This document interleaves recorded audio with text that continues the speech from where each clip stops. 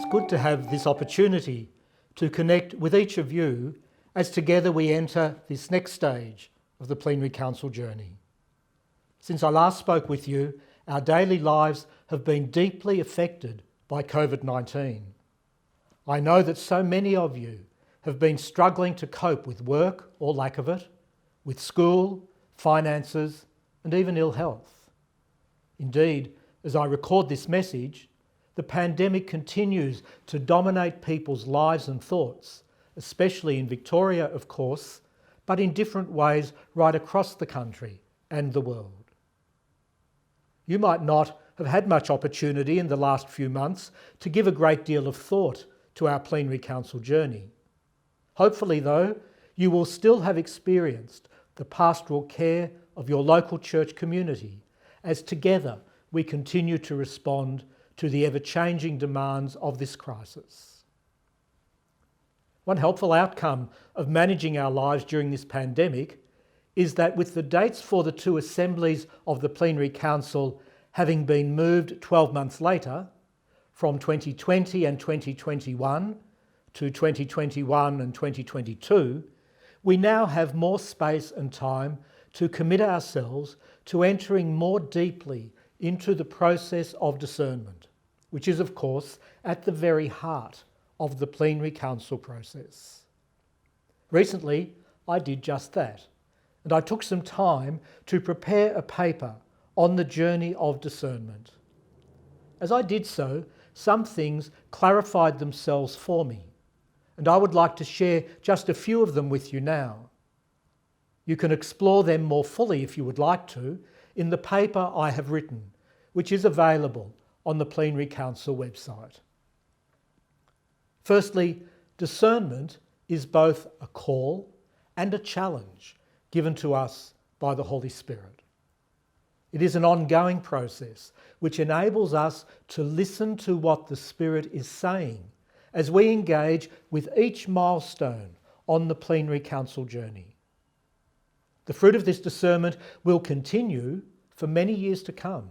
In fact, we will need to make this responding to the call and challenge of discernment a feature of the life of the Church in Australia well beyond the end of the Second Assembly of the Plenary Council in 2022. Secondly, we will learn more and more about the practice of discernment simply by engaging in it, as long as that discernment really does involve a deep listening to God in all the ways that God speaks to us, including, of course, a respectful listening and presence to one another. One step in the process of discernment is a testing of the spirits. As the first letter of John says to us, it is not every spirit, my dear people, that you can trust. Test them to see if they come from God. This testing is exactly what discernment is all about. In my reflections on the call to test the spirits, I have become convinced that this involves what I have come to speak of as a threefold fidelity, which can serve as a guide to discernment. There is firstly a call to fidelity to God's self-revelation in Jesus Christ through the Scriptures. Secondly, a call to fidelity to the ongoing presence and guidance of the Holy Spirit in the Church through the ages.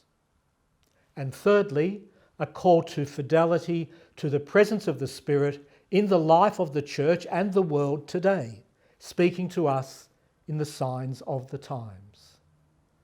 The great challenge, of course, is to hold these three fidelities in creative and dynamic engagement with each other.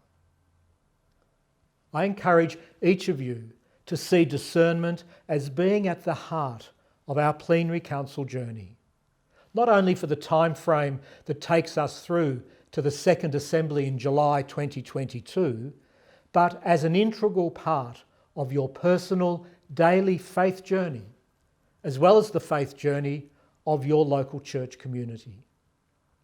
Yes, it does require patience, courage, and deep faith to stay on the discernment path. However, it is as a community of faithful disciples, entrusting ourselves to the promptings of the Spirit, that we are united as a pilgrim people. Thank you for taking the time to consider my invitation to you to enter more deeply into this journey of discernment. You can find the full text of the discernment paper on the Plenary Council website. May God continue to bless each of you as together we continue our journey as the Church in Australia.